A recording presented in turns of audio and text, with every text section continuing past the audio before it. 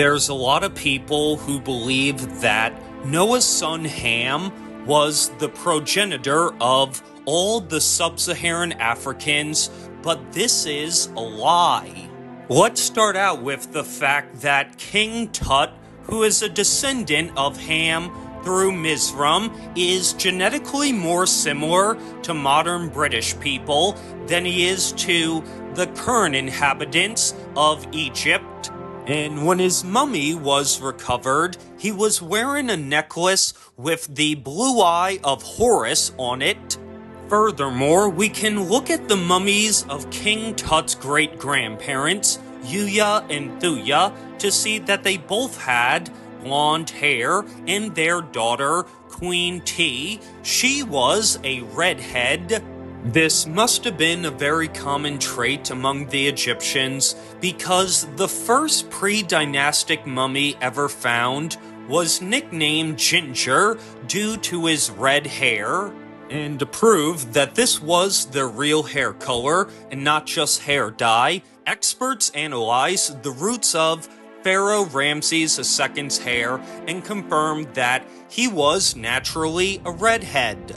This information also wasn't unknown in the ancient world either, because the Egyptian priest Menethos described the queen who commissioned the third pyramid to be built as being Xanthi, which in Greek means blonde or fair, and is the same word that Homer uses to describe Achilles. Now, some people like to falsely claim that certain statues have been defaced to hide that the ancient Egyptians had flat noses, but we know that this is not the case because the Egyptians were indistinguishable from the Israelites, and Leviticus 21 says that the Israelites did not have flat noses.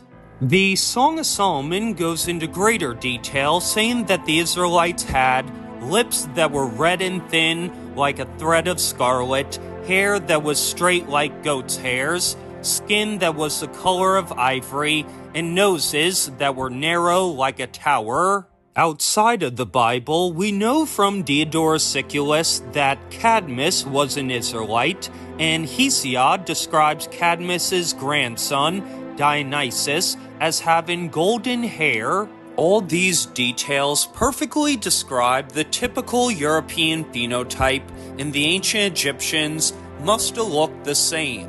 Another nation of people who came from Ham are the Libyans, who Callimachus describes as having a fair hair color, while the Egyptian Book of Gates describes them as having fair skin.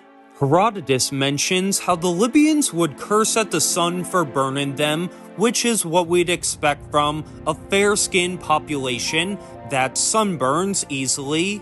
The Libyans were very well connected with all the other Mediterranean nations, but Pompeius tells us how the Sahara Desert to the south was completely uninhabited and they only lived along the seashores. However, according to Strabos, some of the Libyans did migrate west towards the Pillars of Hercules, and there they became known as the Moors. And the term that the Moors themselves, such as Leo Africanus, would use to describe a native Moroccan is white Moor, while the foreigners that were brought there via the Trans-Sahara slave trade were called black Moors. After Libya, we have the Kushites, who were not all localized in one area. For example, Josephus tells us how Cush's son Ophir lived in India, which explains why there's a mountain range there called the Hindu Kush. However, according to Habuka, another group of Kushites lived in northern Arabia near the Midianites, while the Book of Judges tells us that another group of Kushites lived in Mesopotamia. So the vast majority of Kushites never even stepped foot in Africa, but the few that did would have sailed from Sheba across the Red Sea to eastern Ethiopia. Philostratus confirms this by saying that the Ethiopians were originally from Asia, but according to Herodotus, The Ethiopians were divided into two nations, one on the west, the other on the east, with the ones on the east having straight hair, and according to Pliny the Elder, these eastern Ethiopians were also called the White Ethiopians. The last nation that Ham fathered were the Canaanites, who were all Nephilims, which is why Judah's son he had with a Canaanite woman was called wicked, because just like his mother, Judah's son descended from the wicked one. Some of Cush's descendants were also Nephilims, such as Nimrod, who is called a mighty one, just like the Nephilims in Genesis chapter 6, and the Hebrew word Gibor, which is used to describe him as mighty, is also used to describe the Philistine Nephilim, Goliath. This explains why in Zephaniah chapter 2, all these nations that had Nephilims among them were prophesied to be overthrown, just as Sodom and Gomorrah was, but all the original pure Hamites were identical to the modern people of Europe.